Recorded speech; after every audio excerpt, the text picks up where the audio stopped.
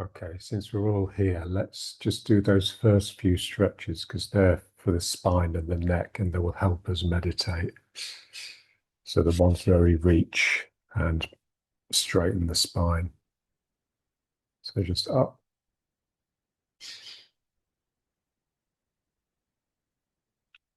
and down.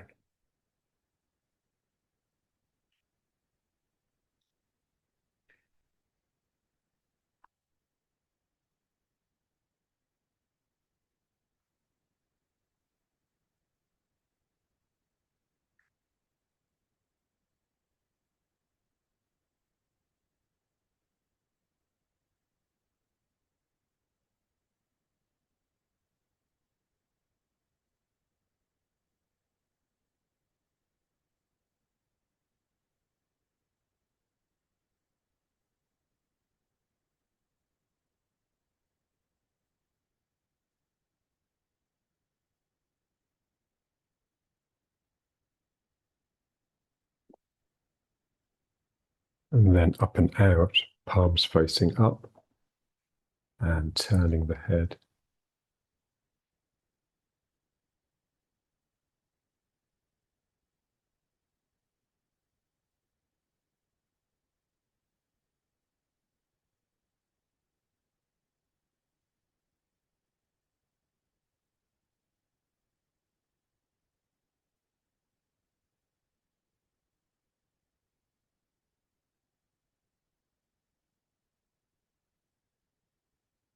And clasping the hands behind the back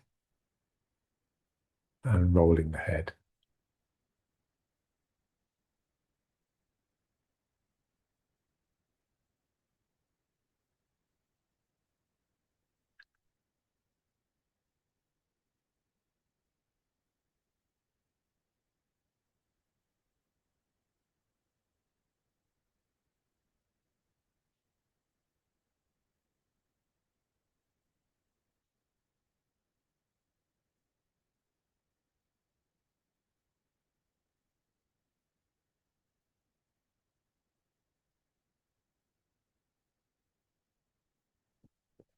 And wind it down. And then holding the elbows behind and leaning forwards and over the knees. So first forwards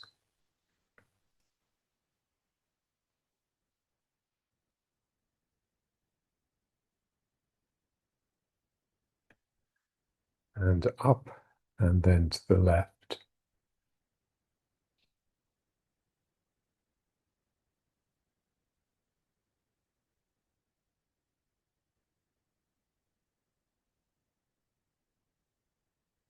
And to the right.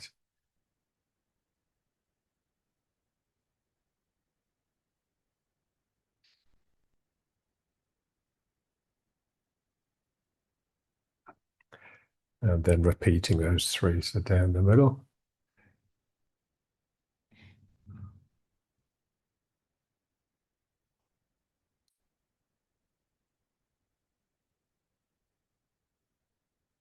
Up, left,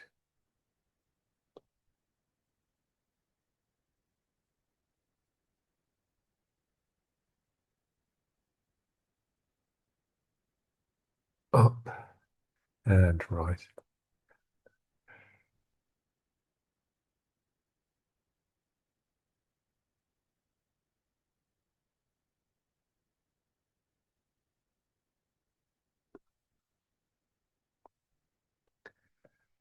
And then the hands around to prayer again.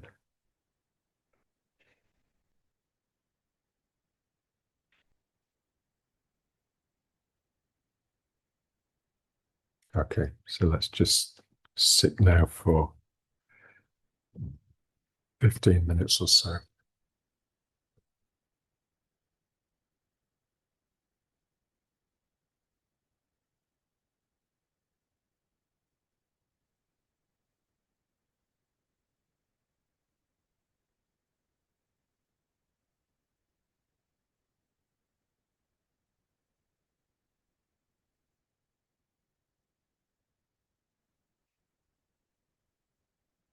And then one hand onto the Ming Man. On the other hand, the danchen, so the thumb in the navel and the fingers underneath. So sort of making this sort of shape. And just apply a little bit of pressure with the front hand. So the danchen is inside, so it's between these two hands, just the front side of the spine.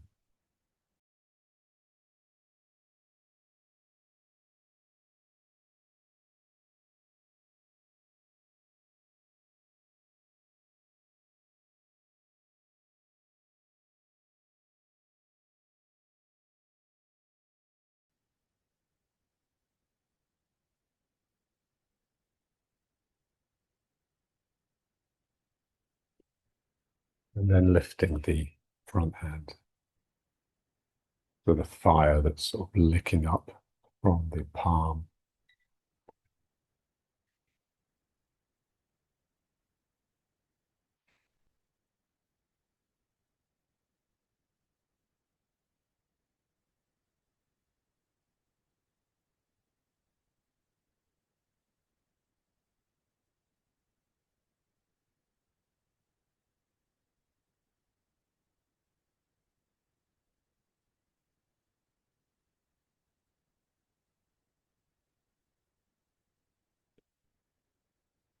And then round to prayer.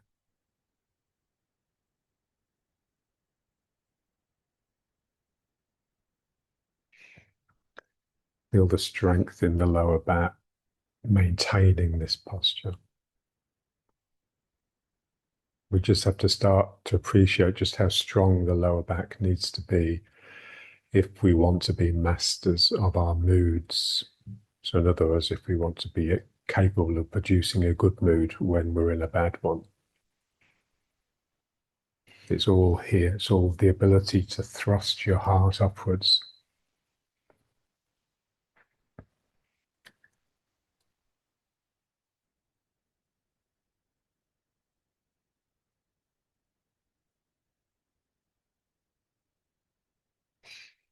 Okay, now let's just try a minute in the butterfly.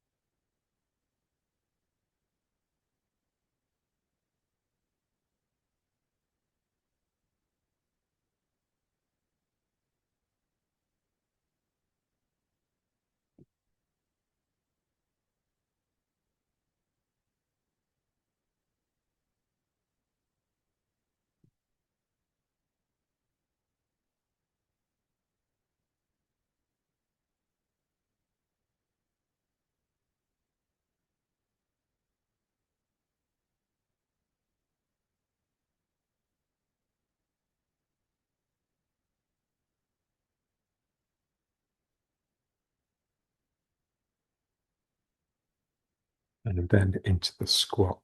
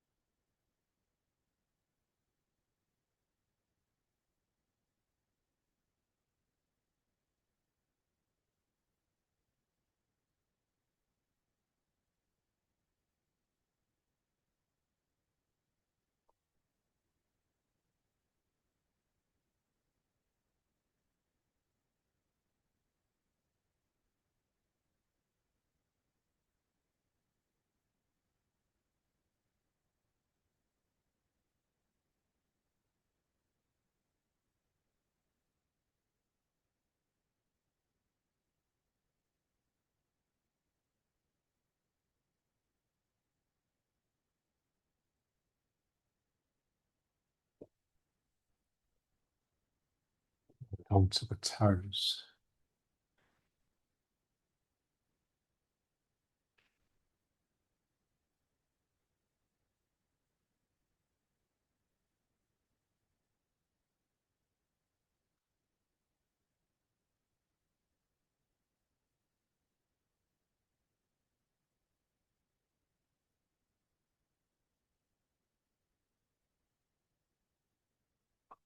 So here you can feel the lower back split into two halves at the Ming Men.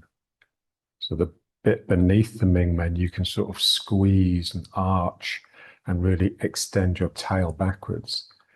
And then the bit above, it's just a slight adjustment. So you're bringing the attention up in order to thrust the heart upwards.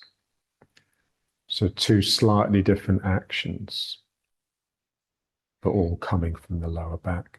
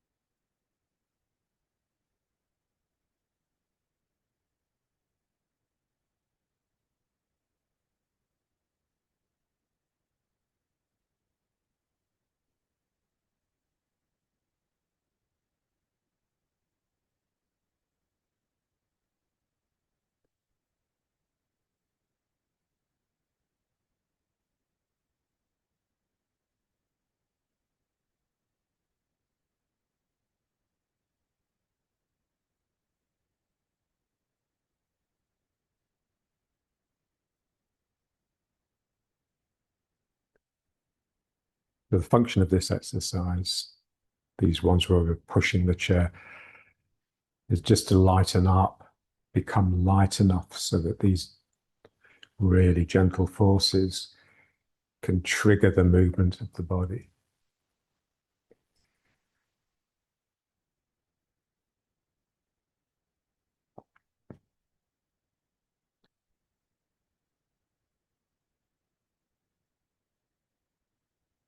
So I don't just push, I have to let something rise up inside me. And then it feels like you sort of just float across from one foot to the other.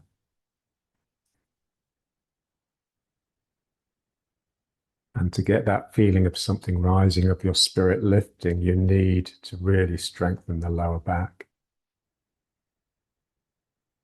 So that will send your tail back and also thrust your chest up, but it will also bring you onto the front of the foot. So the heels will want to come up.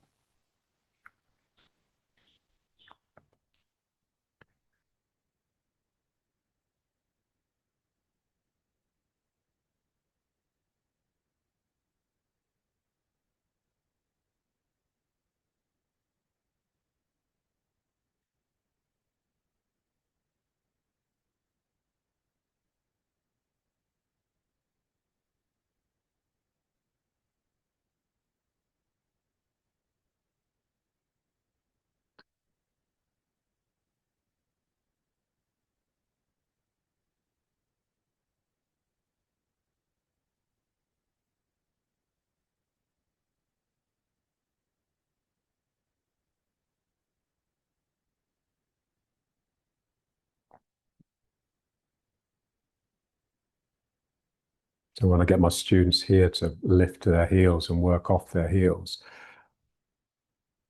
they don't like it, but they do look so much more Tai Chi-like. They look like they want to go down.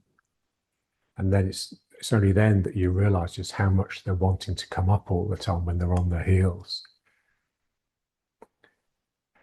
So they look open in the hips, strong of back.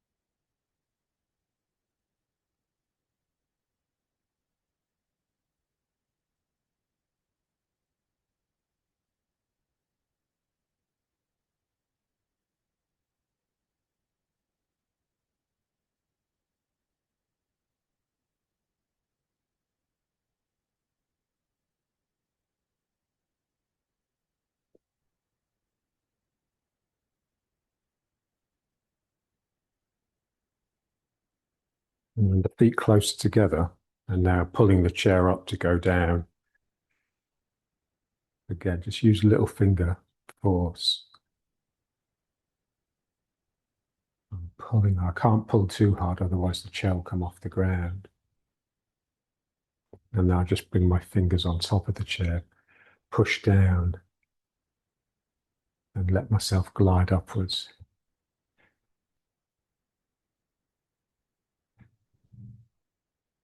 And just feel how different it is when you push down into the chair. And as soon as you put your fingers on the chair, you can feel the ground underneath it.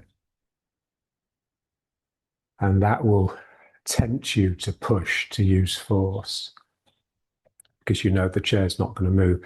Now, when you put your hands on it here and try and lift, instantly you put your hands on and just give it a very gentle, gentle tease. You know it's delicate, so you have to be really careful.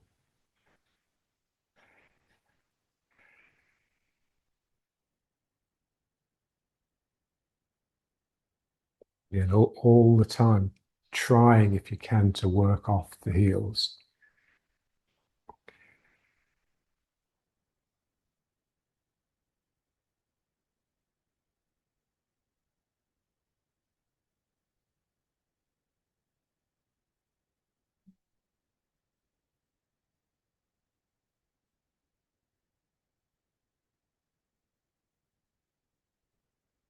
Legs will start shaking quite quickly.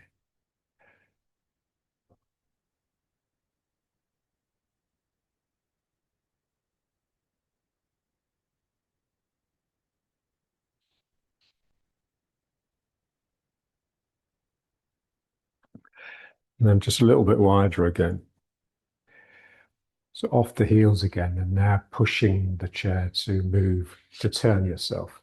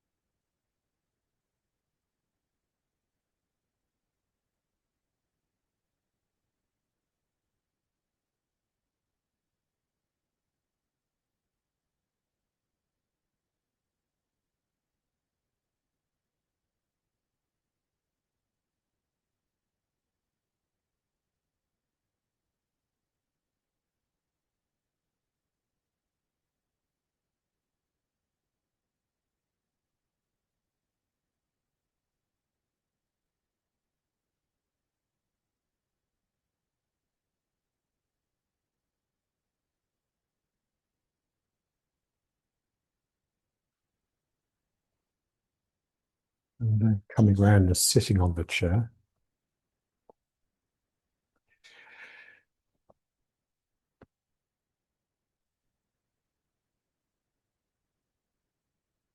And now standing up and sitting down, but getting it, the lift coming from this feeling that the upper heart is lifting and the down from this, the tail extending back. There an aspect of spirit abides in each place. So I lean forward and I just feel the bird in the chest lifting me up. And then I just switch my attention to my tail, tip of my tail, and just imagine it probing backwards, desperately trying to find this chair. And then once it does, you can just come to the vertical.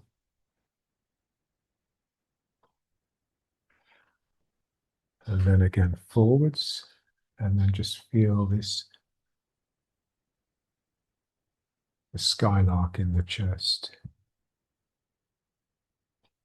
And then tail.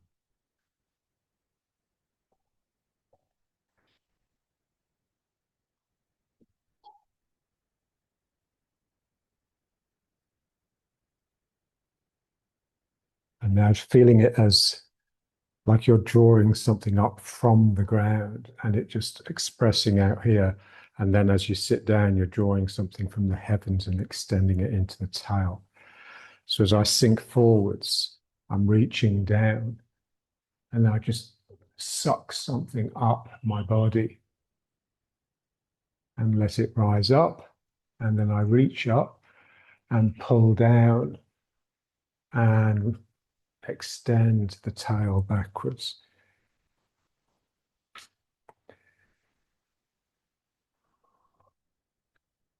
And I'm reaching down and drawing something up. My heart is lifting me. And then I'm pulling something down. This is my tail.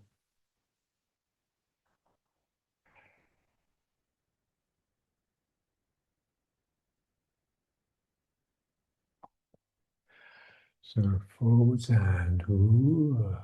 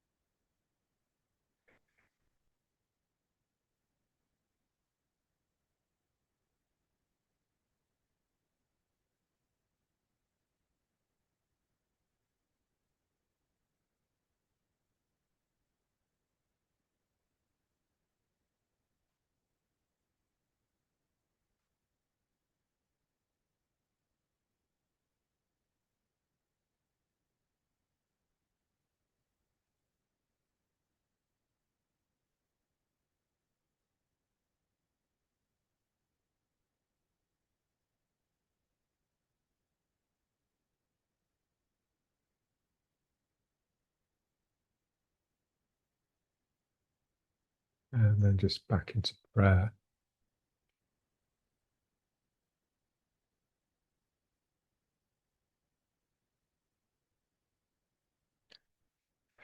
And then one hand to the Ming Men, turn the other hand around.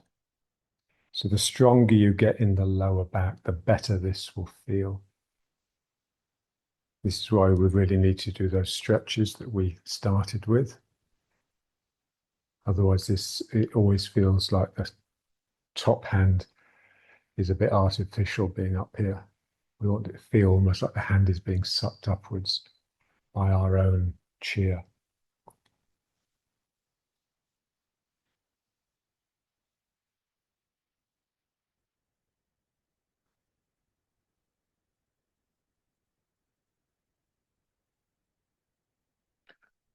Okay, so let's put the chair away or aside, and we'll do just those same exercises again, but without the chair.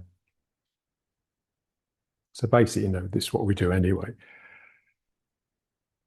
So now just moving from side to side, but with that same delicate feeling, because I'm pulling with the foot, which is very similar to pushing with the finger.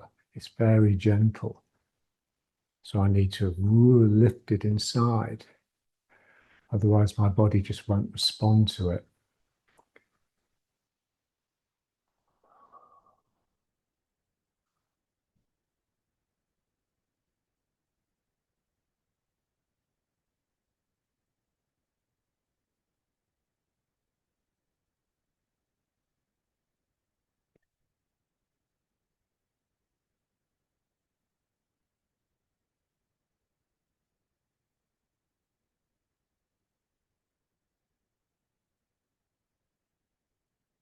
And just imagine you've got two people standing strongly either side of you with their arms outstretched.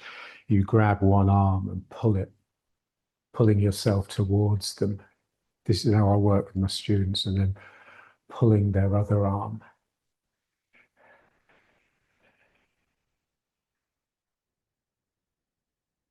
And they can get the pull really gentle, But the person that's standing there with their arm out, when the person's doing it right, they really feel like they're being pulled down into their leg.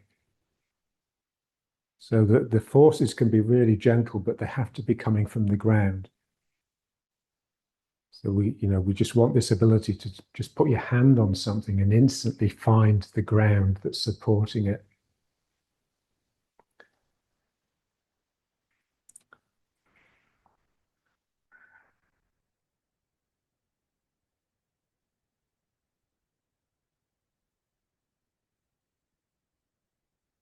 And just feel it here. It's all this openness in the hips. I do loads of work with my students, just getting them on the ground, on their back. I just lift a leg and just move it around to just really loosen this whole joint. It's amazing how stiff it is.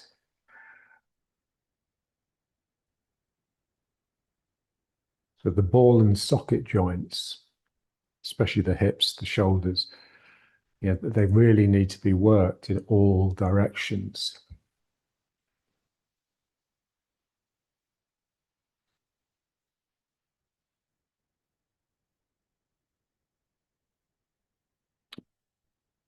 I've got a student that's having like a shoulder replacement.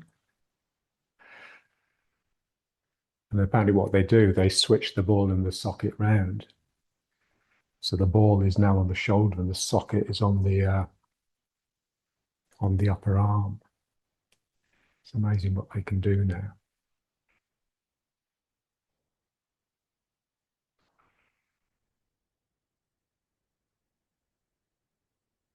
No way. Yeah, just trying to work off the heels, at least use the heel lift to change the direction of your movement. So ideally, we just like to be able to do everything that we do off the heels. It's strange how when you come off the heels, the spirit rises, but the body wants to go down. That's what makes it difficult, of course, because the legs really get punished.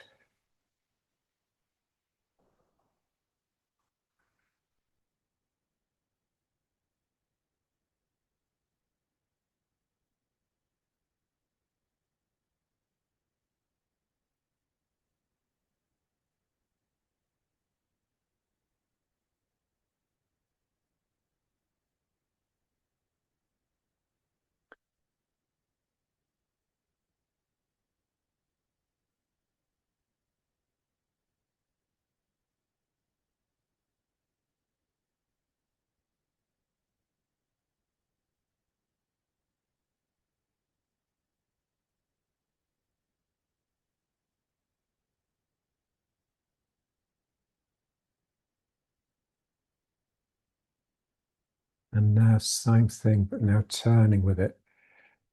This is really difficult to stay off the heels.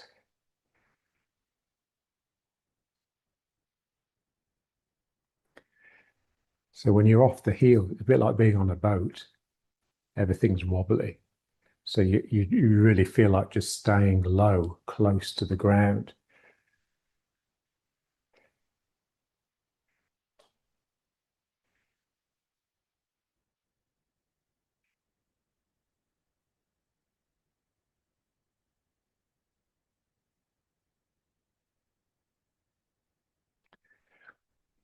So when you're working off the heels, I mean, every now and then, with some frequency, the heel goes down accidentally. So just feel that. Just feel how as soon as it hits the ground, a lot of this nervous energy that we're generating just gets drained out of you.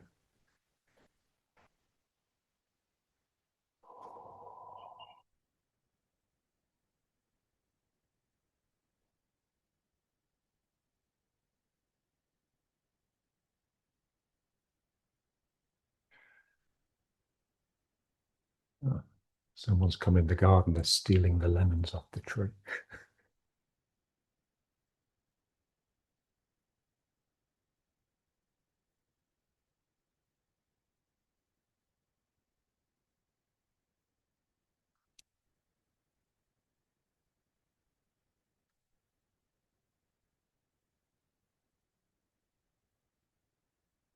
Okay. Whew.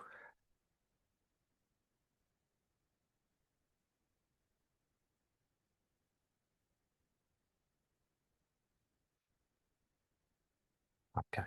Now let's see if we can do the one where we go down and up. So when we're using the chair, you can use the chair to balance yourself. So you can do it off the heels. So just if you don't come off the heels, then basically you're going to have to lean forwards a lot. So it's going to be the same as the sitting down and standing up off the chair. So just try and have the heels up. And imagine the chair is here and you're just pulling it up in order to pull your body down. You don't have to go down very far. And then you're pushing down into the chair to make the body come up. So pulling, I'm going down and then pushing. Ooh, and I flow upwards.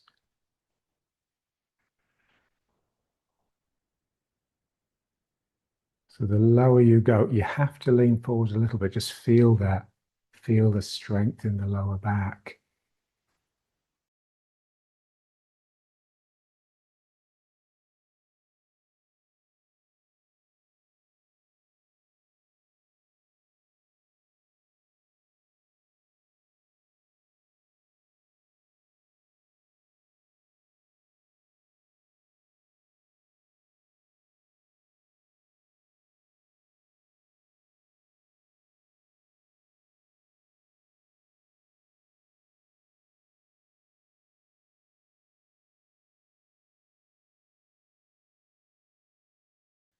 And one more.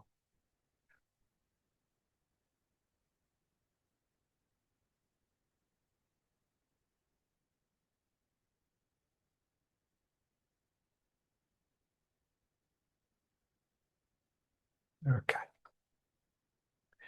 So let's try a bit of this one just to let the legs relax a little bit. So generating the turn.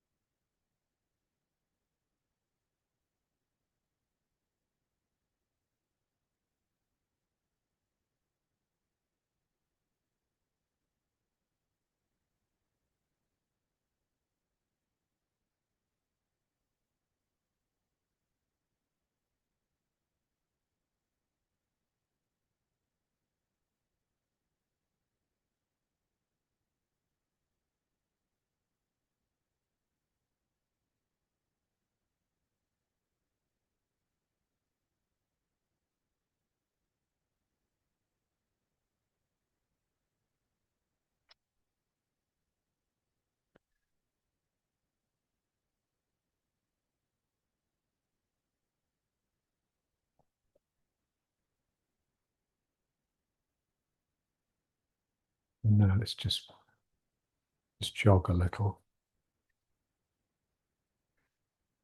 Just trying to lighten up really.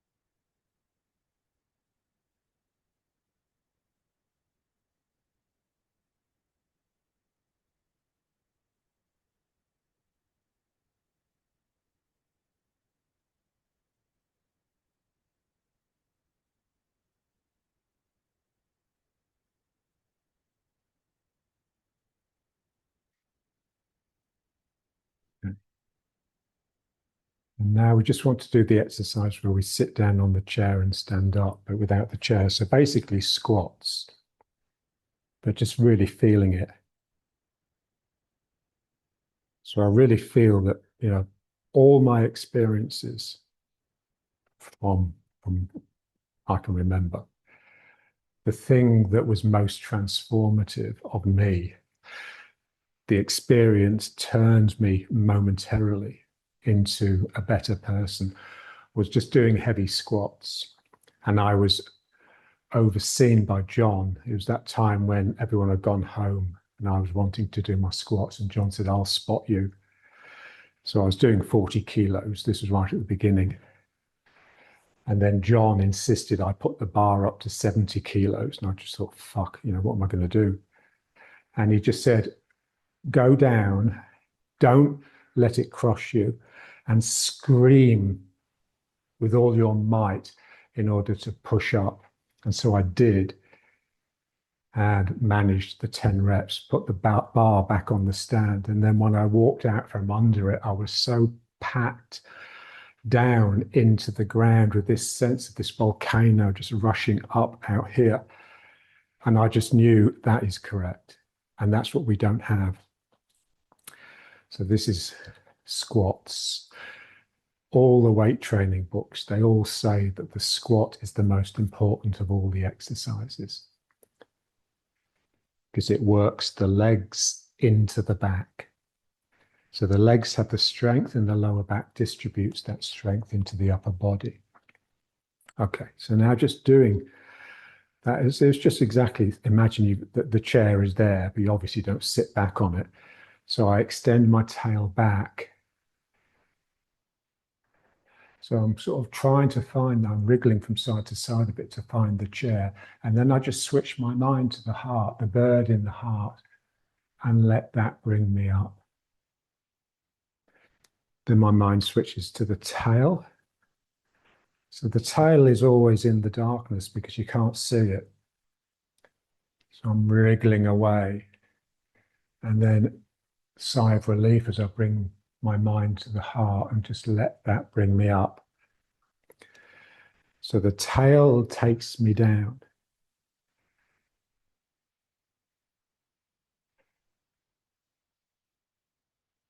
And the bird in the heart pulls me up. It's just a lovely way of doing squats. Otherwise, they're just a bit mechanical. So really feeling the tail extending backwards. And then here. Ooh.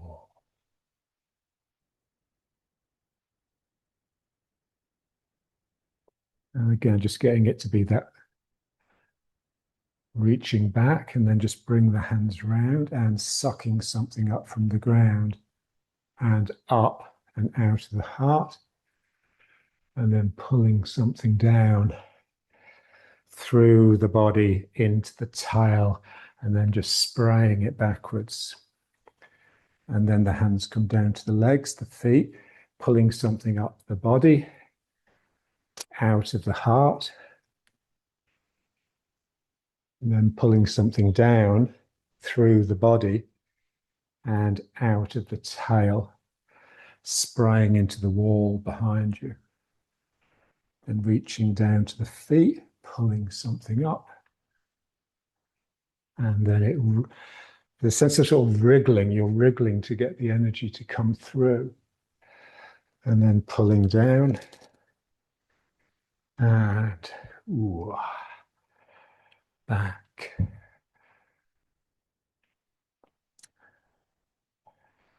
Pull.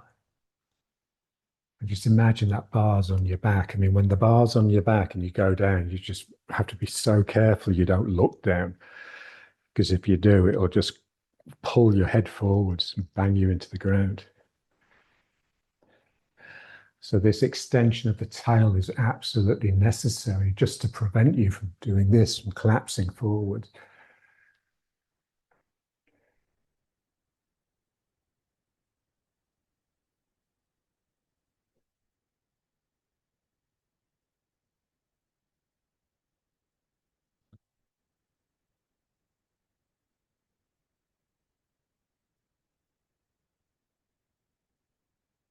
The most I could ever squat was 100 kilos.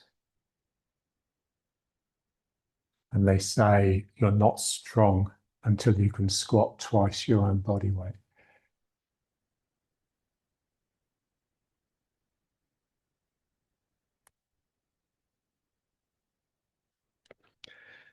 So you should be able to squat twice your body weight, bench press 1.5 times your body weight, and press above your head your body weight.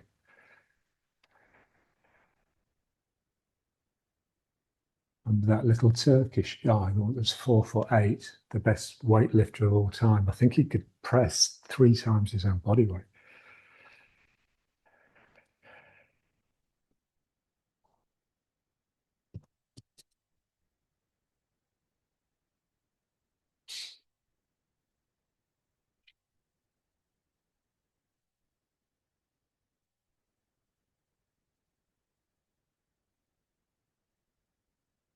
Ooh. And then just back to prayer. And just a little bit more of this one.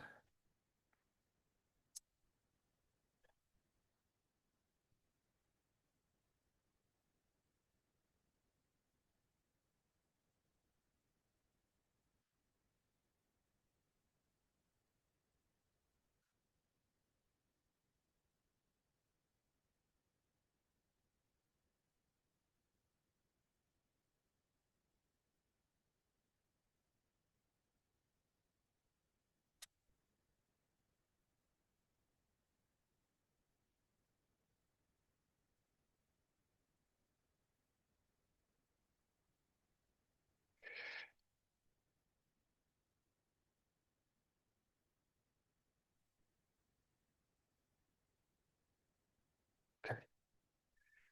So now just this one. So something gentle, but eventually just coming off the heels with it.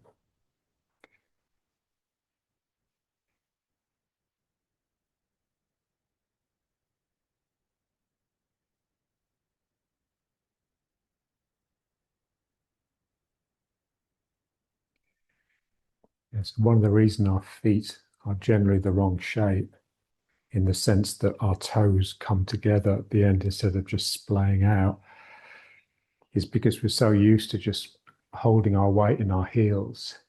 When you're coming onto the front of the foot all the time, it's like it spreads out to get more surface area.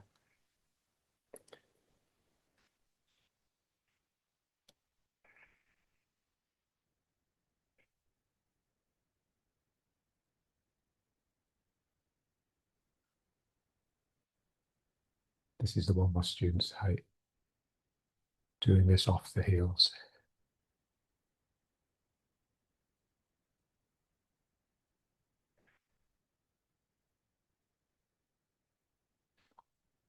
We're our own worst enemies.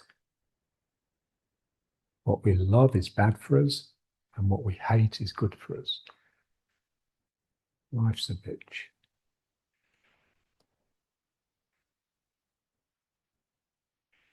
So all you have to do is change your mind. Just reverse your values. And then progress is assured because you'll want to do the difficult bits.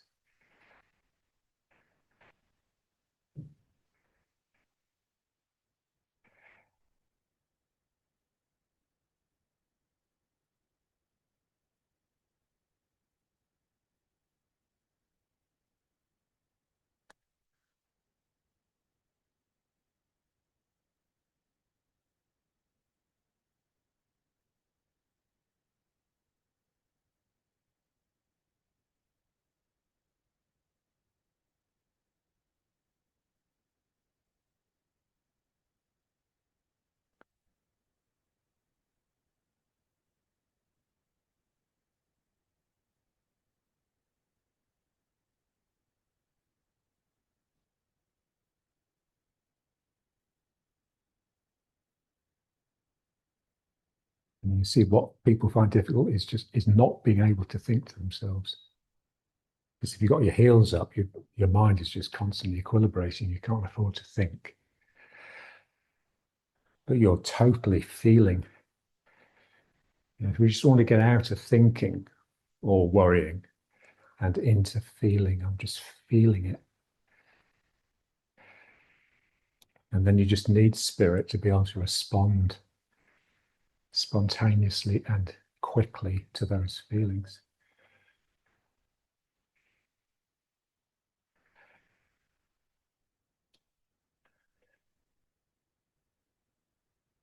I'll say to them, if you watch an exciting movie, your mind won't be thinking to itself, would it? And they say, yeah, but that's different. That's entertaining. Oh, you bloody infantile. So you've got to find this totally entertaining or engaging at least.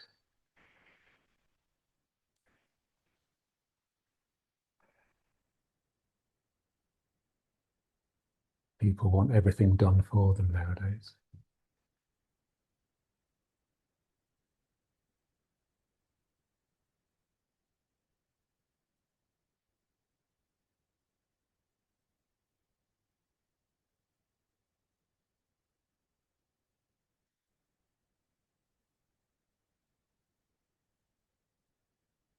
And then some with the other foot forwards.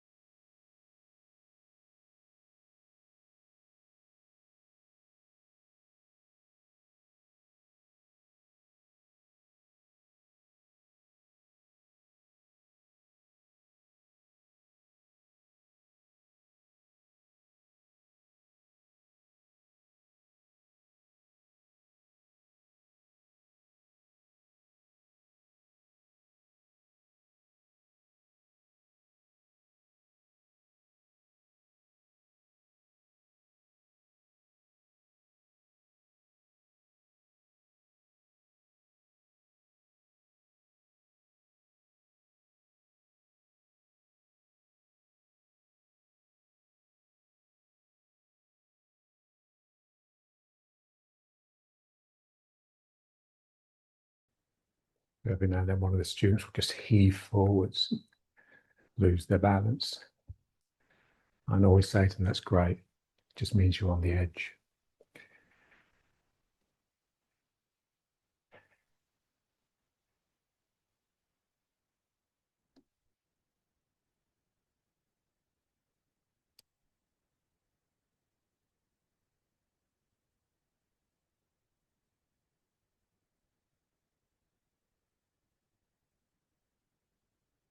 Okay. So let's try this one again, just to let the legs relax. Not just the legs, but the mind. So coming back to long energy, really.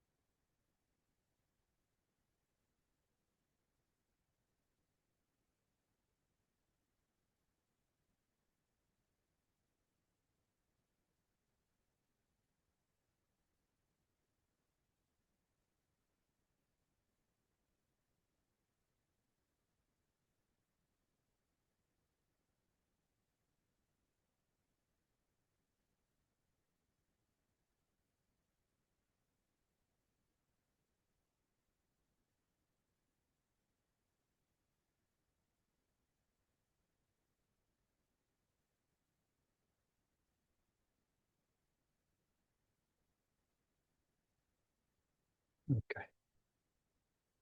And now let's just turn. Just the first warm-up exercise. Just feel it. Long energy. So the heels are down, but the feeling that they could always come up. So they're not tied to the ground.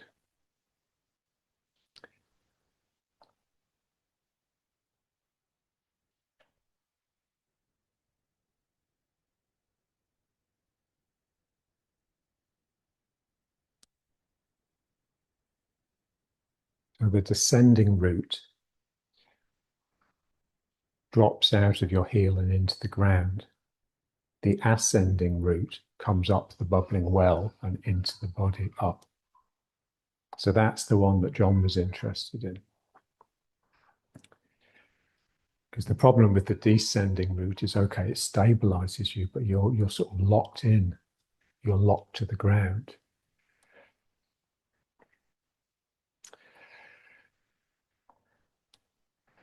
So you work with the heels until you've just achieved a modicum of relaxation and internal quiet. And then you can start working on spirit. The problem with the mind, the ego, is it's very good at copying. So the ego can always pretend it's spirit. And so we have to be constantly keeping an eye on it.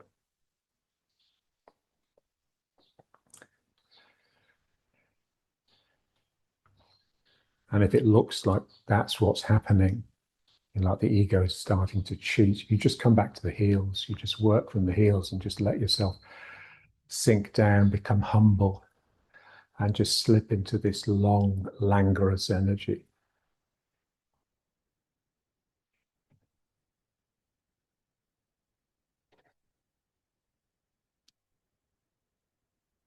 So when you're working with spirit, that's that's constant, that vigilance.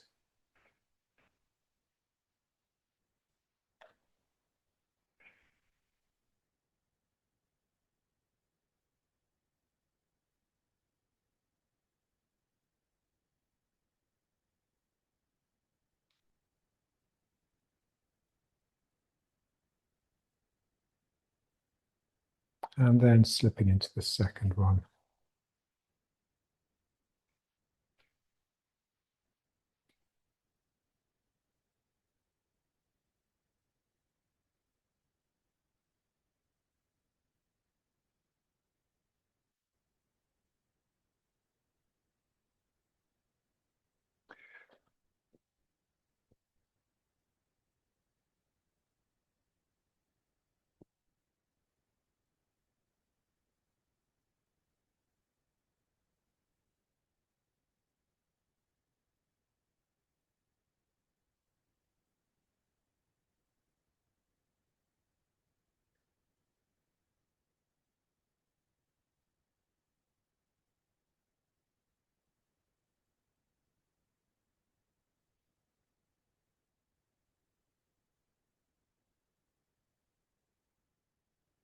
And it's a bit of this one again.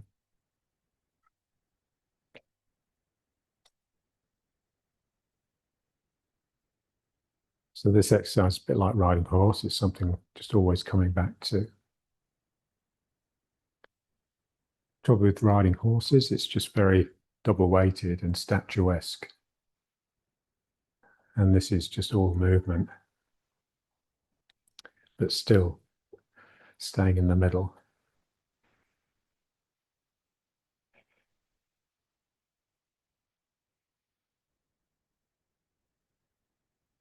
And now it's just roll the shoulders.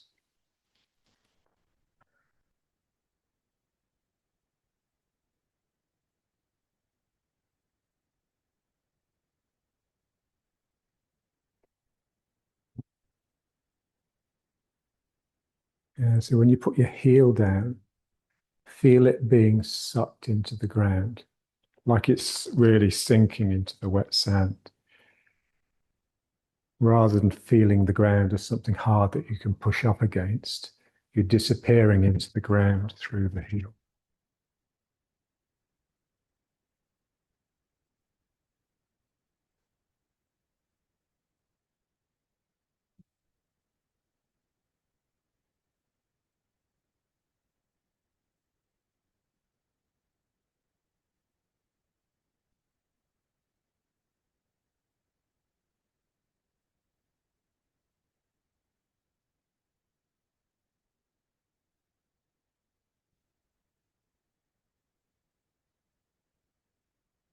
And then changing direction.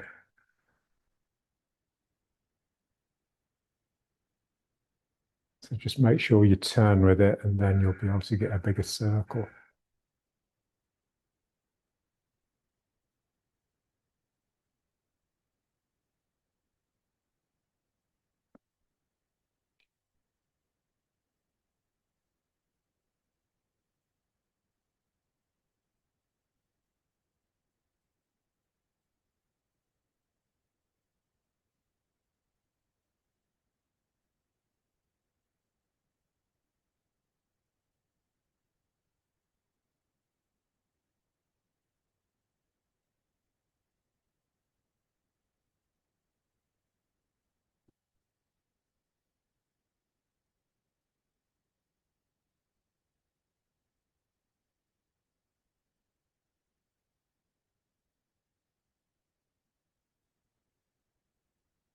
Good.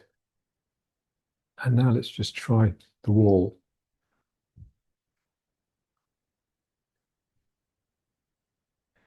Yeah, so I just get myself so that my fingertips can just about touch the wall.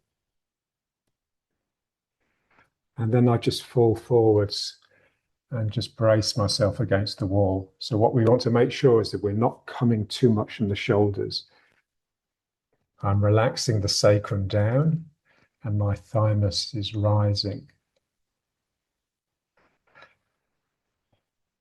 And my weight is falling forwards, but it's also pushing up. So the hands are pushing up the wall and your feet are pushing back on the ground. And just turn a bit with it to get one arm pushing and then the other. So there's some action.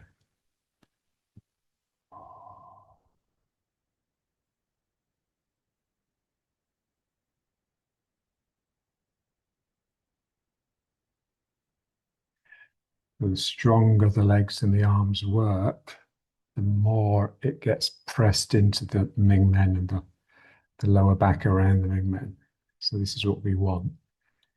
You're really stressing the lower back.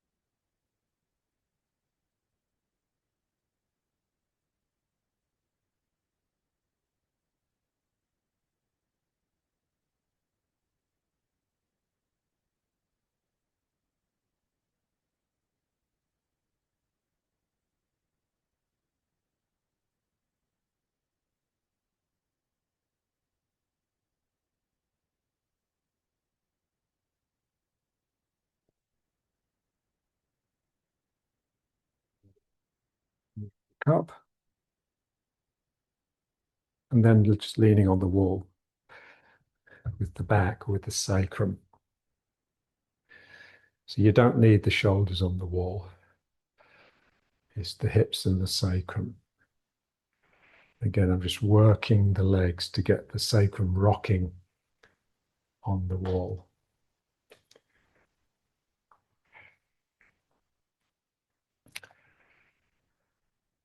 I want the action of my legs to be just enough to get action in the sacrum, not enough to start pushing me upwards. If anything, I'm sinking down.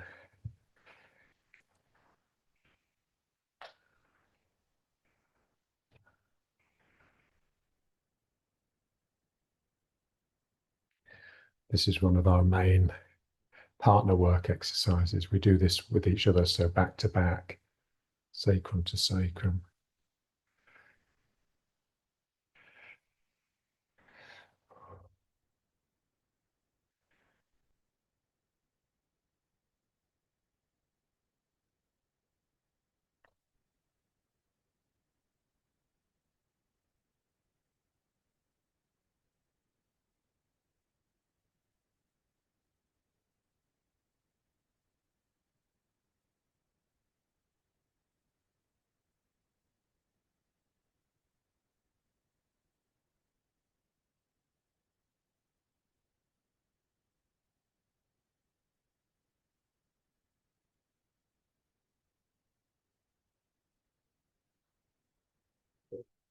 And then coming up.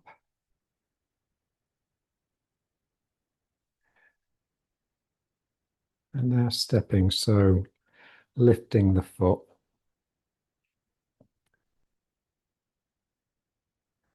Just feeling that slow movement into the foot. So my heel is up, my big toe's down, my heel is up. And then when I need to put the heel down, I just feel it. I just feel the heel just sinking into the ground. And suddenly everything's sort of getting long and expansive. So relaxing.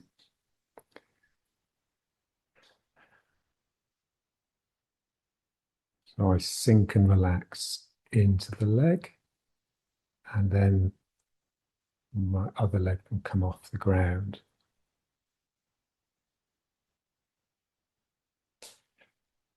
So all the time the heel is off the ground, I've got this sort of buzz of this sort of high energy, nervous energy. Then as soon as my heel hits the ground, oh, all of that gets drained out.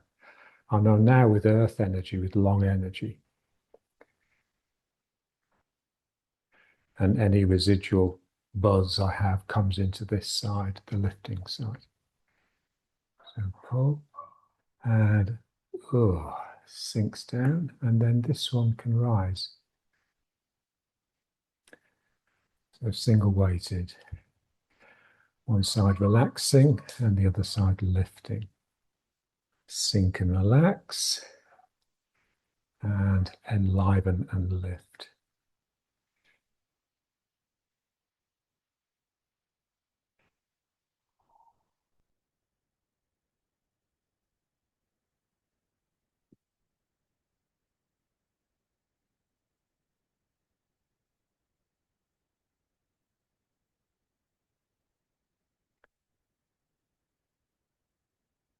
So we just want to grow accustomed to having these two minds, the sinking, relaxing, the long energy mind, and the sort of lifting, brightening mind at the same time, but in different parts of the body.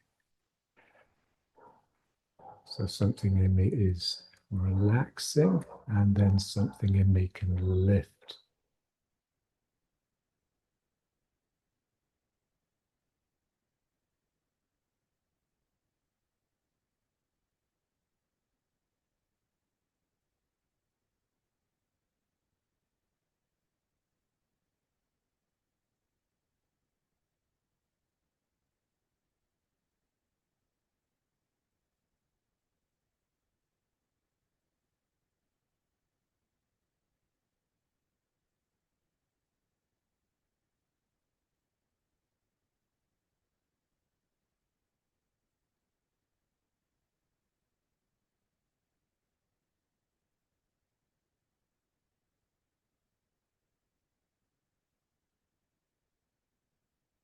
So one of Byung-Chul Han's recent books was called Vita Contemplativa, the contemplative life. And his argument is that we've lost the ability to be inactive. So for us, inactive time is either resting or leisure time.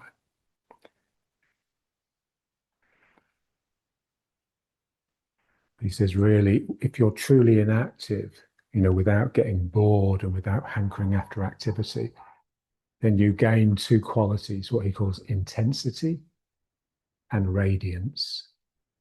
We just want to feel that. It's very much with our work, it's slow, but it's thoughtful, it's mindful, it's not mind wandering because it's bored. And the more slowly I do it, the more intense it actually becomes. And the more you feel like you're just shining with spirit. So intensity and radiance.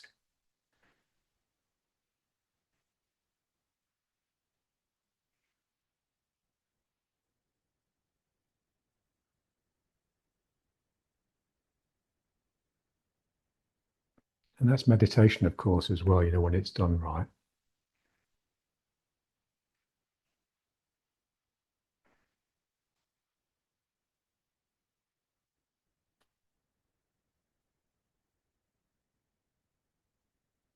When the mind wanders, you're just wasting energy. You know, you just become, it's like just being coarse and stupid, basically. There's nothing more stupid than a wandering mind.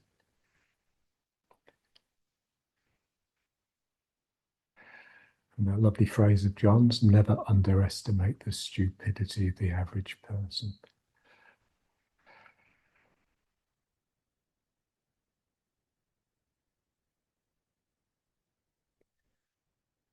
If you can just quieten your mind and just keep it ever present, you've got no choice but to intensify. The energy has to do something. If you're not leaking, you're getting more intense.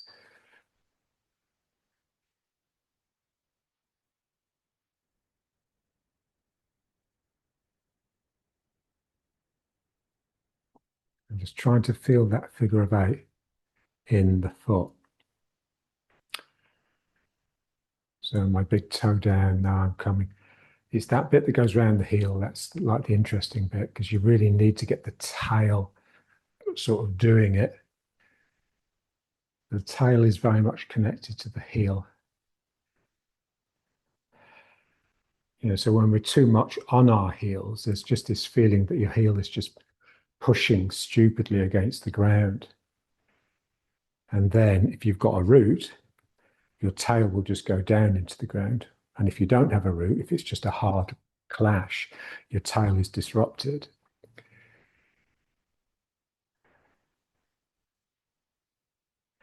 So as I go around my heel, it's as though my tail is encircling my whole foot. So something is happening here.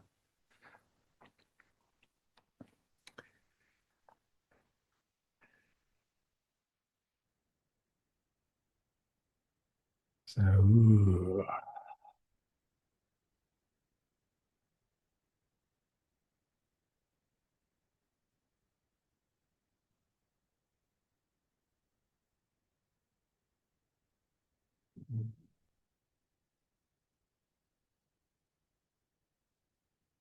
Just feel it. I mean, to get the heel really active, you don't actually need to put it down. Or if it does go down, it's just so gentle and soft.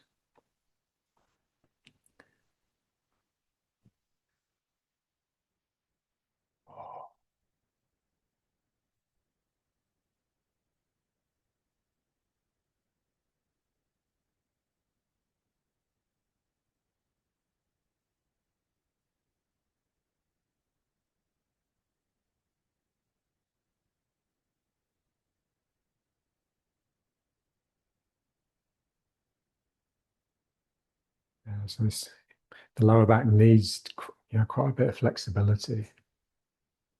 So just be careful with that.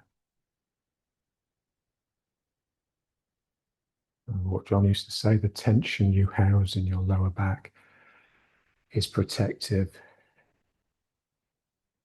If you want to release it, you really need that attentive, present mind. Otherwise, you're going to hurt yourself.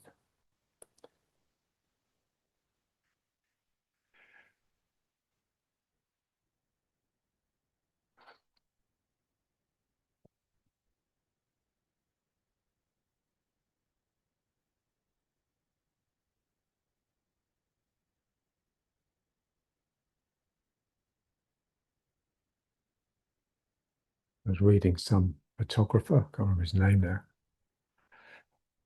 but he said, listen with your eyes before you look with them.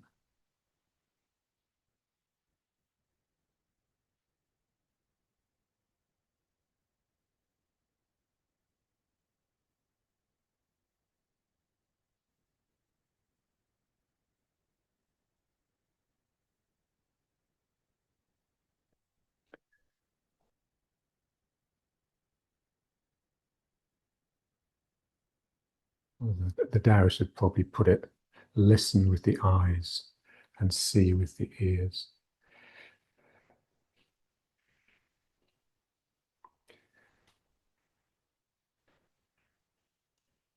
So seeing in the sense of building an image. So if you just close your eyes and just listen, intently. You can hear all those layers. You can hear things coming from the distance, and it can build a picture. And you can hear things behind you as well, which the eyes can't.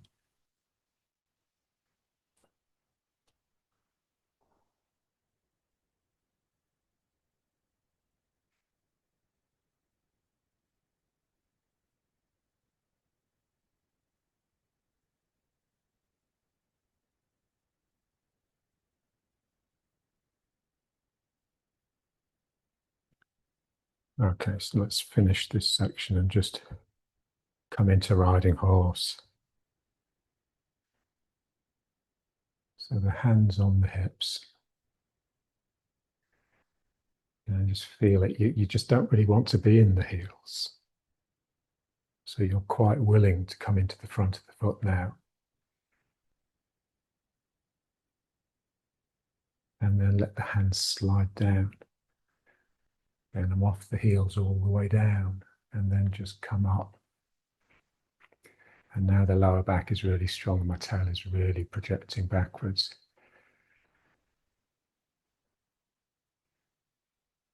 And just feel it. You can still have pressure on the Ming Men pushing you forwards and down, even though the tail is extending back. So the tail extending back doesn't mean your bum is sticking out. This is an interpretation that we misunderstood.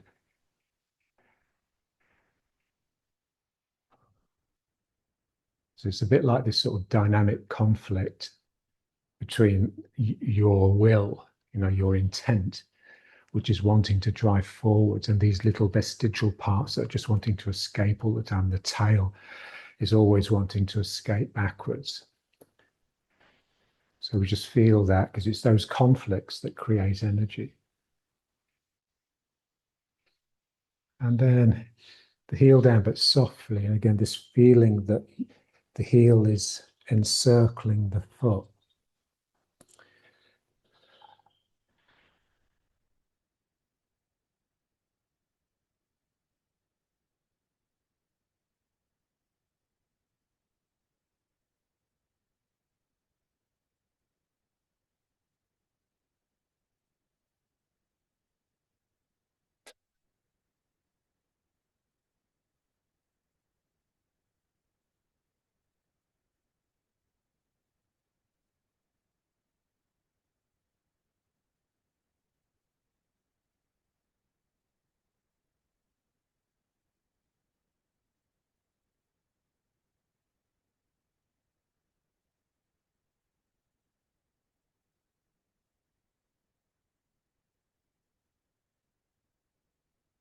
And then bringing the feet up, but without putting the heels down.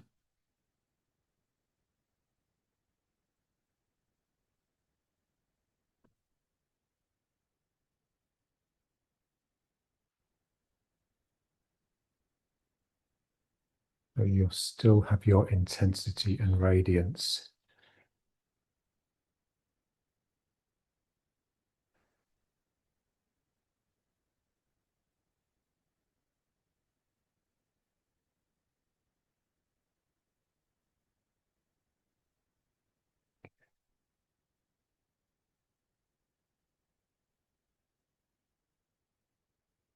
And then the heels down, but with this sense that they're embracing the front of the foot, the same way that your arms are.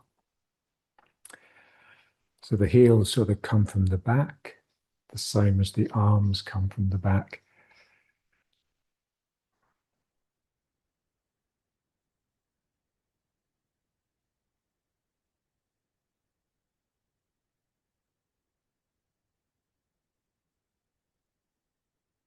And just feel it. Now, that's the phrase I'm using all the time. Because if you're feeling it, you're probably not thinking about something unrelated. So at core, at the very center, we are a spirit that is just trying to escape upwards. And so it's like the warrior poses in yoga, that shoulders pull back and the chest thrust forwards and up. So at the very center, that's what we are. But we know it's not a good idea to be too exposed. And so we cloak that in a cloak, in a cloak of softness. Tai Chi is the art of concealing hardness with softness. You're not soft. You have a disguise of softness. You're as hard can be. You're just metal or like a laser. So you're so radiant, you just burn everything. And that's this feeling of something lifting here.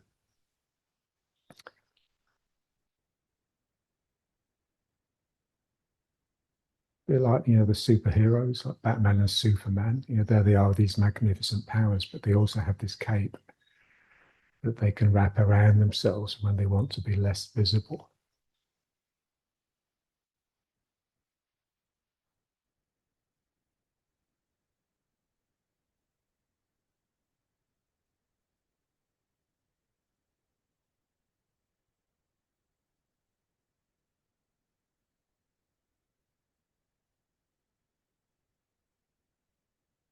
But let's just start with those stretches again, not the same ones, the one-handed ones. So prayer, and then reaching up, but with one hand at a time. So one hand up, the other hand down to either the Danchen or the Mingmen.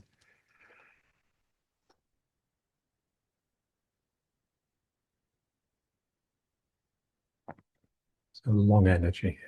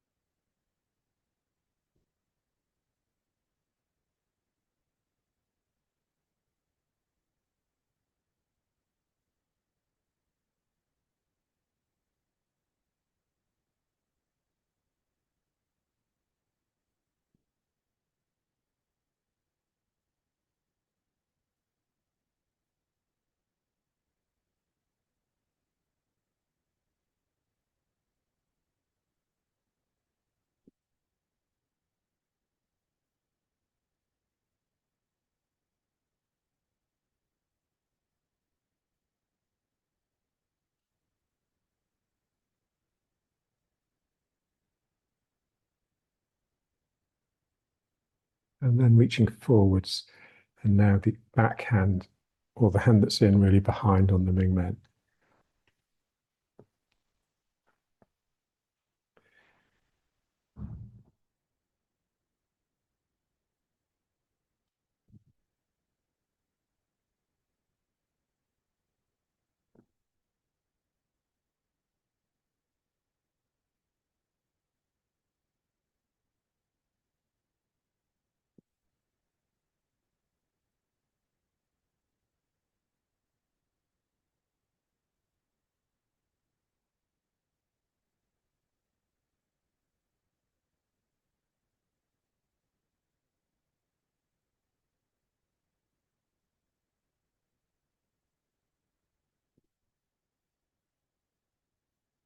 And then turning to the side.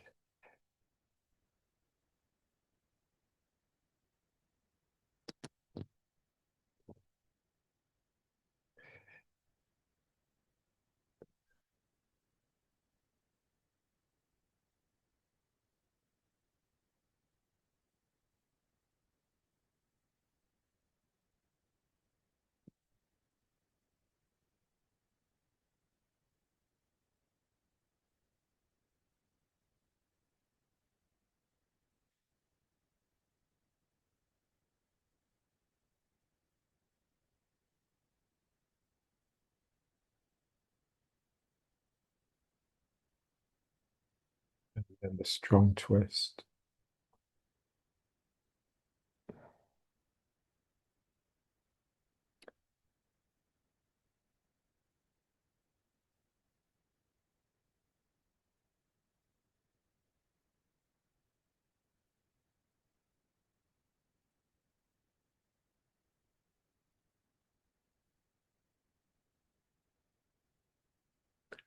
And release carefully.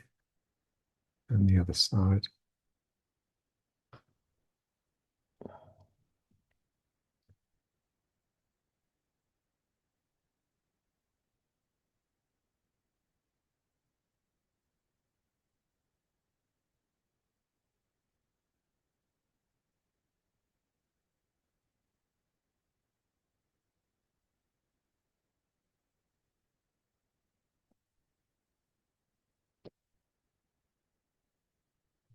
To prayer.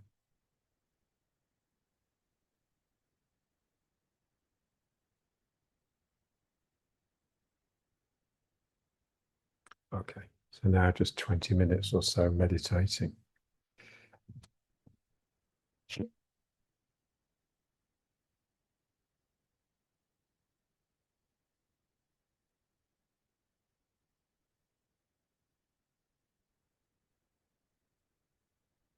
Okay, so let's just try a few more minutes.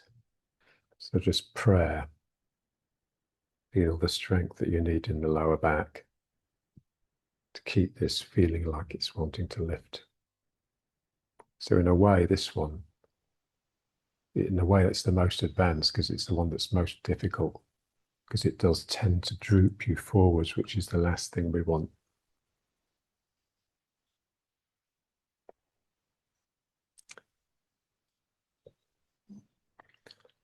Okay, and now just let one hand down onto the knee and just feel it as soon as the hand hits the knee. The feeling mind is now in the hand which is touching the knee and the knee which is touching the hand. So wherever there's touch, your mind will go, and it's a settled mind, a mind that's quite happy just to dwell there whilst there's still contact. This is the sort of mind we'd like, a mind that can just settle somewhere and stay there until we decide to take it away. And it's just so difficult nowadays.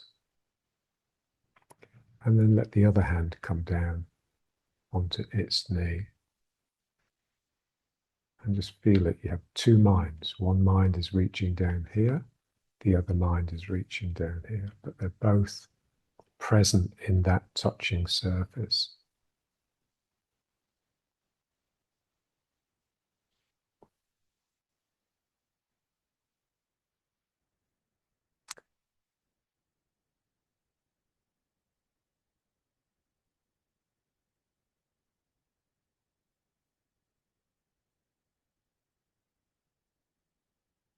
This is another nice meditation posture. You know, the Indians, they have really straight arms, don't they? So the straightening of the arms is pushing their thymus upwards.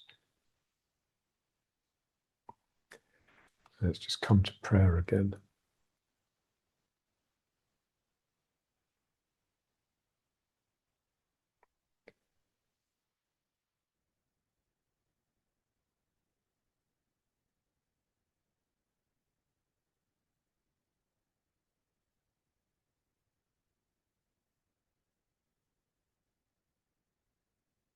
And then just bring the fist back to the Ming Men. And again, just feel the contact as it nestles in. Just feel that quality of mind that comes to that place. It's quite different than the mind that goes to the knees. It's a bit more sort of serious and solid. And then the other hand down to the danchen, and just so thumb in the navel, fingers underneath, and just pushing thumb finger in a little bit. And again, just feeling that mind. So you've got like a sandwich, you've got one at the back, one at the front. So now you have no choice but to have mind in the danchen. But it's the feeling mind. So mind in danchen, in the sense, it just means feel the danchen.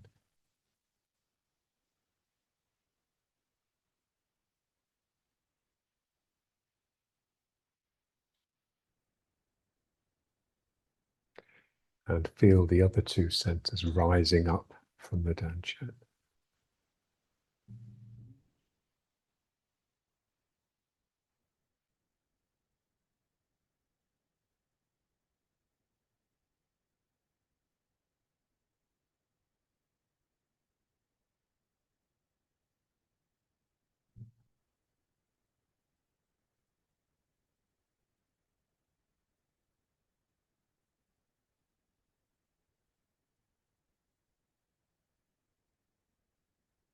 And then the hand up to the heart.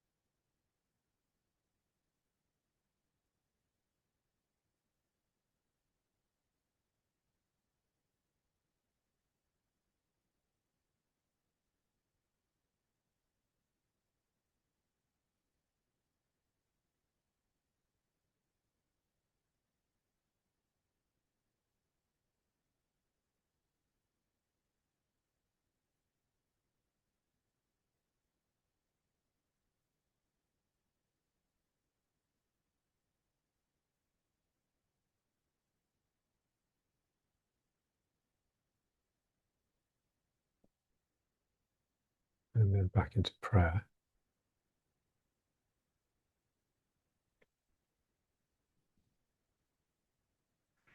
And now just a bit of the breathing and trying to feel that breathing action as movement between the heart and the dantian. So I just think of the skylark when we were kids and we'd be wandering around in the fields getting up to mischief. Yeah, sometimes you just come across a skylark nest because they nest on the ground, and you get startled because they don't leave the nest and fly up until you're really close. So they often fly up in front of you, then you look down, there's a tiny little nest with eggs in it. So this sense that, because what the skylark does, it starts coming up, and then once it gets about 2 meters off the ground, it starts singing, and it just keeps on going up and up and up, singing, singing, singing, singing. And it's interesting that Shelley, wrote a famous poem to the skylark, and the first line is, "Oh, blithe spirit." So for him, it was an image of spirit too. Okay, so as I breathe in, I just imagine this lark coming up. And then as I breathe out, I just imagine it coming back down to sit upon its nest. So it settles here and then it flutters up. And you can think of it leaving the body and flying up and then coming back down inside, going down to your dantian where it just sits on its nest.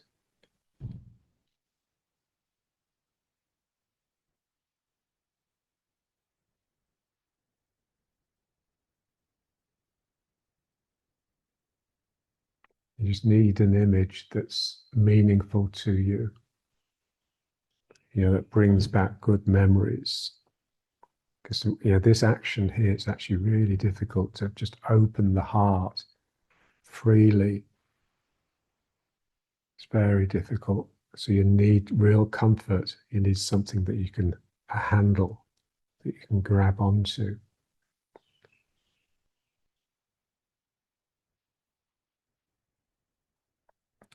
Yeah, and you can coordinate it with the breathing or not. It doesn't really matter. It's more this image, this living image.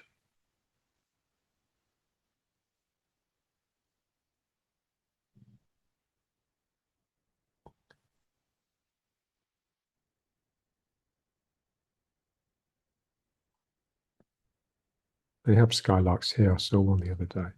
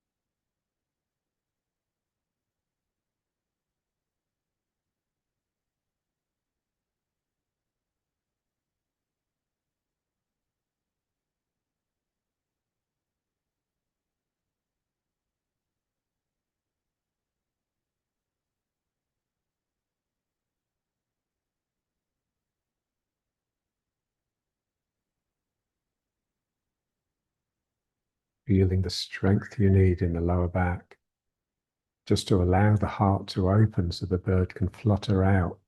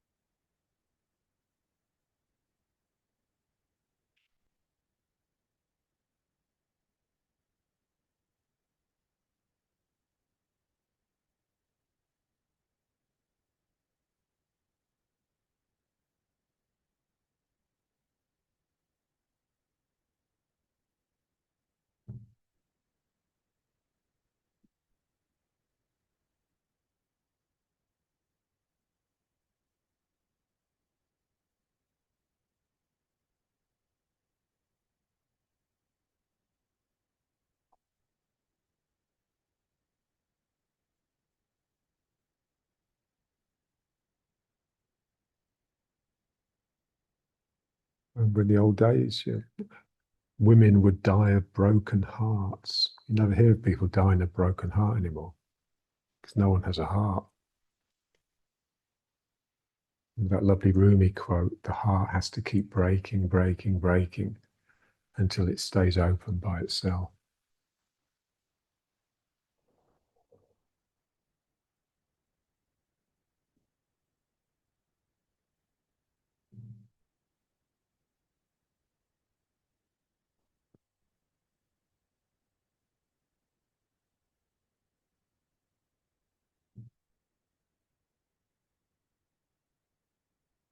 Imagine in the old days, by the time you became an adult, you'd have seen so many tragedies, so many bereavements. Your heart would have been broken so many times.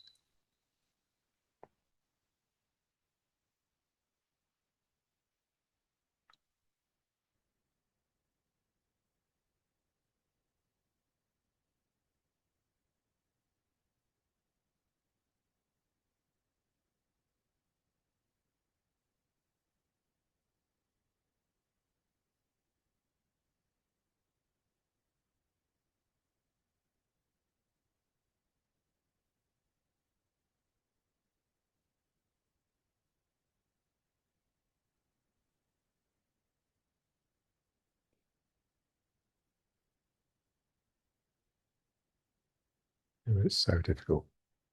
To open the heart, you need to become a different person. You need to have courage.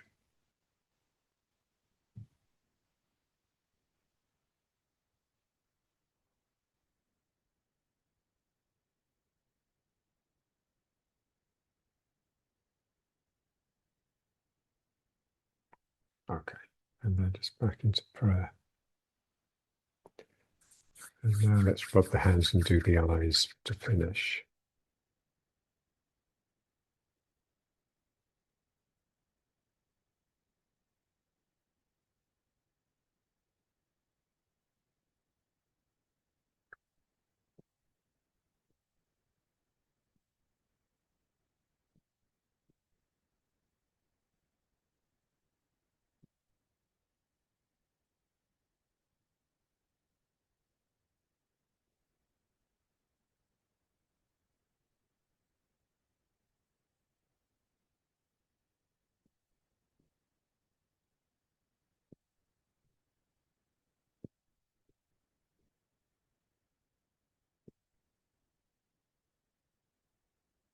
and the eyes.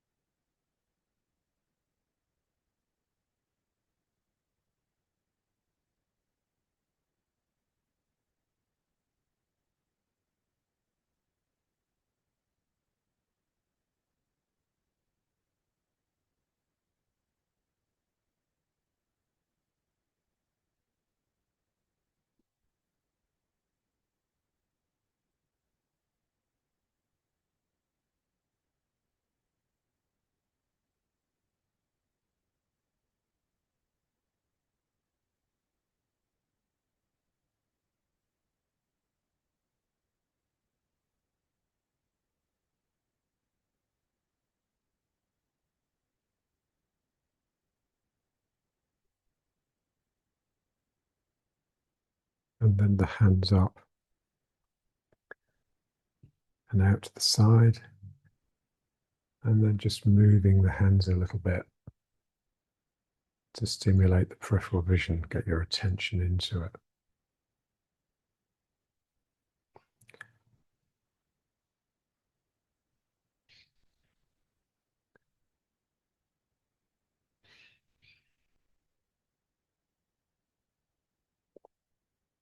So we want to see the tunnel of our vision as like a still clarity where we're looking in the middle with this ring of movement around it.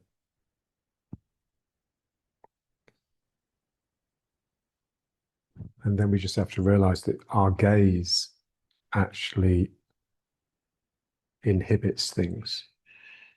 So we have to learn to look softly. We have to learn to look with our peripheral vision.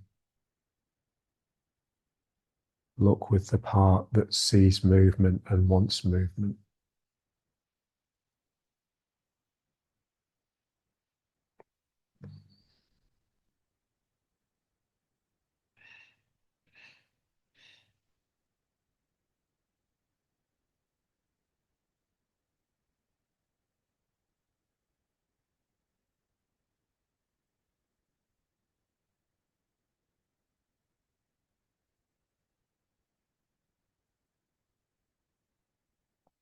And then up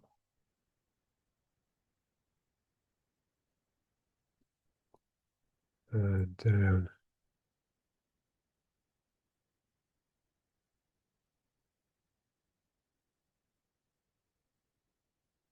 And then let's slip into this for a minute. This is my favorite.